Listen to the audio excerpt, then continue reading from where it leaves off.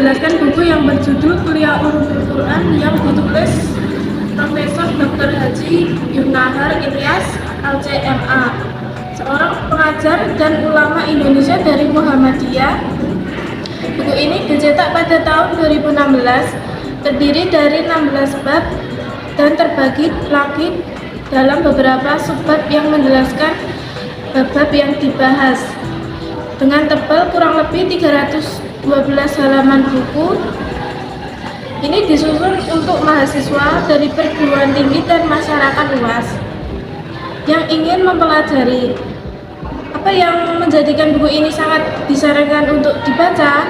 Pada bab 1, pendahuluan bab ini terbagi menjadi 4, yaitu pengertian ulumul Quran, ruang lingkup ulumul Quran, pembukuan dan pembakuan ulumul Quran, kemungkinan pengembangan ulumul Quran. Sedangkan pada bab selanjutnya, bab 2 yang berjudul Al-Quran dan Wahyu dilanjutkan pada bab 3 yang berjudul Nuzul Al-Quran. Kemudian pada bab 4 yang berjudul Makiyah dan Madaniyah.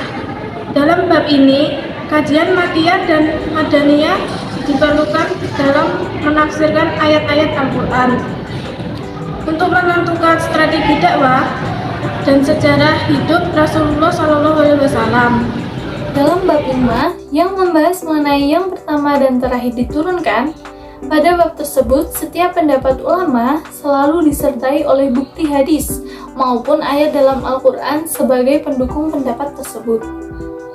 Pada bab 6 mengenai pengumpulan Al-Quran dijelaskan pengertian Al-Quran secara jelas, kemudian periode pengumpulan Al-Quran dari masa ke masa, yaitu dari masa Nabi Muhammad SAW sampai masa para khalifah. Pada bab 7, ayat-ayat dan surat-surat Al-Quran dijelaskan secara runtut, mulai dari pengertian ayat dan surat secara etimologis, jumlah ayat dan surat, serta susunan ayat dan surat dalam Al-Quran, sehingga mudah diterima oleh pembaca. Bab 8 membahas mengenai asbabun nuzul.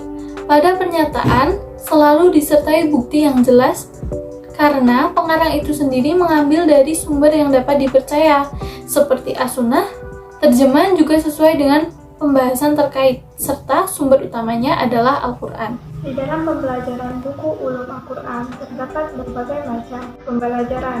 Contohnya bahasa Arab yang mempunyai berbagai macam bahasa dan perannya menjamu haji dan memakmurkan Masjidil Haram. Pada bab 9, 10, 11, 12 terdapat berbagai macam pembelajaran. Salah satu contohnya adalah memahami dan menghafal Al-Quran yang baik dan benar, serta diturunkannya yaitu lafja-lafja Al-Quran. Lafja juga dapat diartikan sebagai menggabungkan kalimat dan huruf dalam satu kalimat bacaan. Dan Al-Quran diturunkan kepada Nabi Muhammad SAW dalam perantara malaikat Jibril dan memiliki 7 imam qiraah. Kelebihan qiraati dan kekurangannya adalah pembelajaran yang terfokus pada satu praktik dalam alat maupun secara individu. Dalam penulisan buku terdapat kekurangan kelebihan, dan kekurangannya yaitu sangat sulit untuk dicermati dan memiliki berbagai macam kosakata yang mengulang-ulang dan tidak mudah dipahami serta mempunyai bab yang banyak. Kelebihan dalam buku ini adalah mempelajari wawasan dan memahami ilmu Al-Quran dan memiliki wawasan yang banyak dan bermanfaat dalam penulisannya. Pada setiap babnya dijelaskan secara runtut dari definisi hal apa saja yang berkesinambungan dengan ayat Al-Quran dalam segala aspek kehidupan. Contohnya apa saja, serta penjelasan dari ayat Al-Qurannya. Buku ini cukup mudah dipahami dari segi penataan bahasanya. Namun ada pula beberapa kekurangan, diantaranya hadis-hadis yang kurang familiar, ejaan yang kurang tepat, beberapa kata yang menggunakan istilah asing atau istilah Arab, bahasa yang digunakan terlalu tinggi karena tidak semua pembaca memiliki ilmu agama yang tinggi. sehingga harus kita cari terlebih dahulu artinya untuk dapat memahami kata tersebut.